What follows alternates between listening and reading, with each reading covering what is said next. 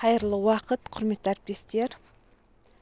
Бүгін тәуелсіздік белестері, яғни 16 желтоқсанға арналған тәрбие сағатының қысқаша өткізу барысын ұсынатын боламын. Тәуелсіздік бұл қазақтың көптен бері армандаған, қалаған, күткен, ғасырлар бойы күрескен ұлы мерекесі, жеңісі, және ол сонымен қатар үлкен қасіретпен бірге келген болатын. Оған куә 1986 жылы болған қазақтың жастары көтерілген желтоқсан оқиғасы. Желтоқсан оқиғасын қазақ тарихындағы ең бір қасіретті оқиға десек те артық емес. Өйткені қазақтың қыршындай қара көздері мен жаңадан ер жетіп келе жатқан ұлдары осы кезде көптеп қайтыс болған болатын. Осы 1986 жылы көтерілістен кейін 1991 жылы Қазақстан Республикасы тәуелсіз ел атанды. Тәуелсіздік бізге көптеген жастардың қанымен, қасіретімен, артынан қудалануымен келген болатын. Кейін уақыт өте келе 1980 жылғы көтеріліске қатысқан жастар ақталды. Ал 1992 жылы Қазақстан Республикасының мемлекеттік рәміздері қабылданған болатын. Рәміздерге ту, елтаңба, әнұран кіреді. 1992 жылы қабылданған әнұран кейін өзгертілді. Шәмші Қалдаяқов пен Жұмекен Нәжімеденовтің жазған әнұраны қазіргі уақытта біздің ұлттық әніміз. Одан кейін 1993 жылы Қазақстан өз валютасы теңгені айналымға енгізді. 93 жылға дейін Кеңес одағы кезінде қабылданған, қолданылған сом қолданыста болған болатын. Ол кезде қазақтың ұлы тұлғаларының суреттері басылған теңгелер көптеген айналымда болатын. Кейінгі уақытта ол алынып тасталды. 1995 жылы Қазақстан Республикасы Конституциясы қабылданған болатын. Конституция ата заң бұл халықтың жалпы өміріне, тіршілік танымына әсер етеді. Конституциямыз осы уақытқа дейін бірнеше рет өзгерістер енгізілді. Ата заңымызды құрметтеп өмір сүрейік. Ал 1997 жылы Қазақстан Республикасы тіл туралы заңы қабылданды. Бұл заңда ең басты тіл, мемлекеттік тіл, қазақ тілі деп бекітілген болатын. Осы орайда өзіміздің тілімізге деген құрметімізді арттырайық, тілімізді сыйлайық. Тілімізге көп көңіл бөлейік, балалар. Тілімізге жанашыр болайық. Өйткені қазақ тілі тек қана қазаққа ғана қажет. Сол үнемі есімізде болсын. Біз дамытпасақ тілімізді ешкім сырттан келіп дамытып бермейді. Ал одан кейін 1997 жылы Қазақстан Республикасының астанасы Астана қаласына көшірілген болатын. Ол кездегі президентіміз Нұрсұлтан Әбішұлы Назарбаевтың бастамасымен Алматы қаласында орналасқан астанамыз Астана қаласына көшіріліп, содан бері 1997 жылдан бері қазіргі уақытқа дейін біздің елордамыз Астана қаласы. Астана қаласындағы ең басты символ бәйтерек, барлықтарың естерінде шығар. Ал 2000 жылы қазаққа көптеген қасірет әкелген Семей полигоны толығымен жабылған болатын. Оған мұрындық болған, бас көз болған Олжас Сүлейменов деген ақын ағаларыңды барлықтарың білетін шығарсыңдар.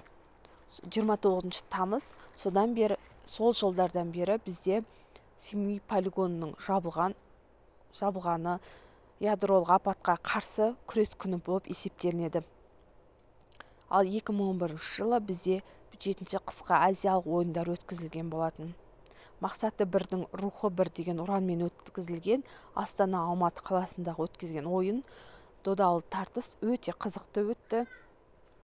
Тартысты өткен жарыста көптеген шетелдік көрермендер келді, спортшылар келіп, біздің еліміздің даңқын жер әлемге паш етті. Елімізді көптеген адамдар тани бастаған болатын. Ал 2019 жылы бізде президент сайлауы өтті. Сол кезде елімізді 30 жыл басқарған Нұрсұлтан Әбішұлы Назарбаев биліктен кетіп, оның орнына қазіргі уақыттағы президентіміз Қасым-Жомарт Тоқаев үкімет басына келген болатын. Президентіміздің қазіргі уақытта саясатының арқасында экономикалық және саяси дағдарыстардан құтылып, жақсы өмірге қарай аяқ басамыз деген ойдамын.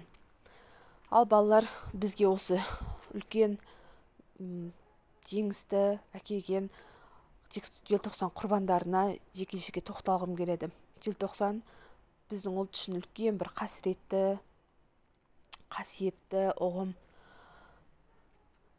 Қара бауыр қасқалдақ қайда кеттің барпылдап деген өлеңді тыңдасаңдар, сол кездегі шыққан өлеңді естісеңдер, сол жылдардағы қасиетті толығымен түсінесіңдер. Баласынан айырылған ананың қасіреті сол өлеңде анық көрсетілген. Бұл кезде көтеріліске қатысқан адамдар саны 1000, қайтыс болғандар саны 168-200 адамның шамасында деп есептелінеді, одан да көп болуы мүмкін. Жараланған дардың саны 20 мың адамның ішінде 1000 адамдай болған. Сотталғандар саны 99 адам. Осы сотталып, жараланған, қайтыс болғандардың бәрі жастар, студенттер, қазақтың балалары екенін естеріңе салғым келеді. Олар оқуларына шығып, көп қудаланып, қиыншылық көрді.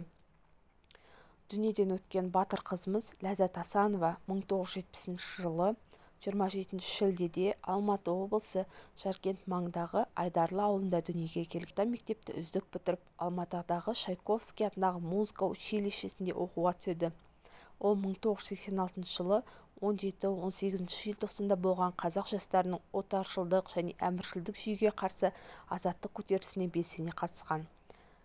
КСРО-ның 65 бабы бойынша айыпталып қамауға алынды. 1997 жылы бас прокуратураның тексеруімен қазақтың өжет қызы ақталды. Өкінішке орай, ол кезде Ләззат Асанова дүниеден өтіп кеткен болатын.